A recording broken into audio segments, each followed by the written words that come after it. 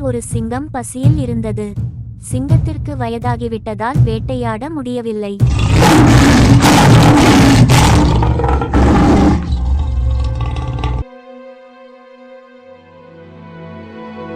உயிரை மாய்த்து கொள்ள முற்பட்ட போது கொடூரமான ஹைனா கூட்டத்திடம் மாட்டிக்கொண்டது. தப்ப முயற்சி செய்தும் பலன் அளிக்கவில்லை.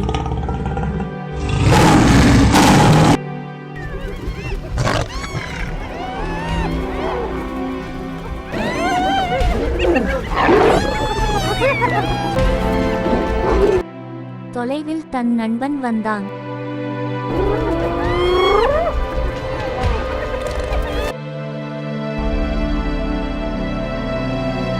ஹைனா கூட்டத்தை விரட்டி அடித்தான்.